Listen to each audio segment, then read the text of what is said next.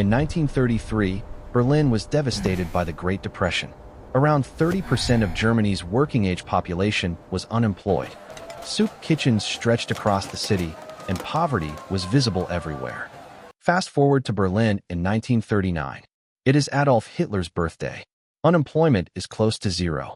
The soup kitchens have disappeared. In their place stands a massive new German army, thousands of modern tanks, artillery pieces, half-tracks, and hundreds of state-of-the-art fighters and bombers. This army would soon overwhelm the forces of Poland, Norway, Denmark, Belgium, the Netherlands, France, and much of Western Europe. What makes this transformation so striking is that it occurred in just 6 years. Despite Germany's severe lack of critical raw materials such as oil, rubber, and iron ore, this was not an accident. It was a carefully engineered economic transformation, largely designed by one man, Hjalmar Schacht, a banker so notorious for his unconventional methods that he earned the nickname, the Dark Wizard of International Finance. How did Schacht seemingly defy economic gravity? And what lessons, if any, can be drawn from the Nazi economic recovery today? To answer these questions, we must first understand what came before it. From empire to collapse, Germany before Hitler. At the beginning of the 20th century, the British Empire was still the world's dominant power, but a new challenger had emerged. Imperial Germany, unified in 1871. In 1877, Hjalmar Schacht was born in Schleswig-Holstein to a German merchant and a Danish noblewoman. Highly intelligent and ambitious, he earned a PhD in economics and quickly rose through the ranks of Dresdner Bank, eventually becoming its vice president. During the First World War, Schacht served briefly as a financial advisor in German-occupied Belgium. At first, Germany appeared capable of winning the war, but its economy suffered from a fatal weakness: a lack of natural resources. An Allied naval blockade cut off vital imports such as oil, rubber, and food, when a series of poor harvests caused severe food shortages. Public unrest exploded. In 1918, revolution broke out, the Kaiser was overthrown, and Imperial Germany collapsed. The new democratic state became known as the Weimar Republic. Hyperinflation and the Weimar crisis. After the war, Schacht returned to banking and entered politics, becoming a founding member of the center-left German Democratic Party. He would later be called upon to confront one of the most famous economic disasters in history, Weimar hyperinflation.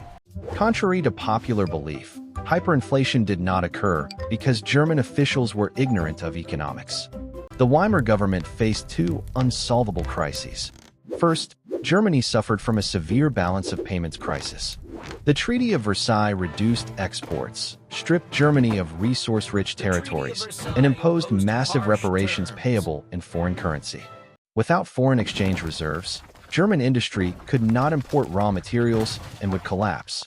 Second, Germany carried enormous war debts owed to its own citizens. The Kaiser had financed the war through borrowing rather than taxation. Economically, Germany had only bad options: brutal austerity, default, or money printing. The government chose the last. Printing money allowed Germany to buy foreign currency and continue paying reparations, but at the cost of destroying the value of its own currency. Hyperinflation wiped out savings and pensions, enraging the population, but it also eliminated war debt and kept unemployment relatively low. In 1923, a new government appointed Schacht to stabilize the economy. Schacht and the temporary recovery. Schacht introduced a new currency and negotiated the Dawes Plan, which temporarily reduced reparations. Inflation collapsed, foreign investment surged, and Germany entered the golden age of Weimar prosperity. But this recovery rested on fragile foundations. Germany depended heavily on foreign loans, especially from the United States. When the Wall Street crash of 1929 hit, those loans disappeared, exports collapsed, and Germany once again faced a balance of payments crisis. This time, money printing was politically impossible. The government resorted to extreme austerity, crashing the economy to reduce imports. Unemployment soared, soup kitchens returned, and political extremism exploded. By 1932, the Nazis had become the largest party in Germany. Schacht and Hitler. The economic gamble after Hitler seized power in 1933, Schacht was appointed both president of the Reichsbank. and Minister of Economics. He faced three enormous challenges: end mass unemployment, build a powerful army, avoid another balance of payments crisis. Schacht achieved all three using 8 highly unorthodox tools. The tools of the Nazi economic miracle. 1. Hidden deficit spending. The government massively increased spending, especially on rearmament. Military orders were disguised through a shell company that issued MEFO bills, allowing secret borrowing without appearing in the state budget. 2. Wage controls. Independent labor unions were abolished. Wages were tightly controlled, preventing inflation but also keeping workers poor despite full employment. 3. Price controls. The government capped prices to suppress inflation. This caused shortages instead of price increases. 4. Resource quotas. Bureaucrats allocated steel, coal, and other resources to priority industries, mainly the military. 5. Selective debt default. Germany defaulted on many foreign debts while selectively repaying others to preserve trade relations. 6. Capital controls. Importers and citizens needed government approval to access foreign currency, sharply limiting imports. 7. Export subsidies. German exporters were subsidized to remain competitive despite an overvalued currency. 8. Personal capital controls. People emigrating from Germany, especially Jews, were forbidden from taking significant wealth abroad, trapping many in a regime that would later murder them.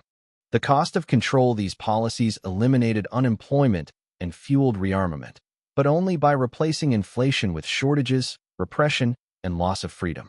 Civilian sectors, such as housing and textiles, were sacrificed for military production.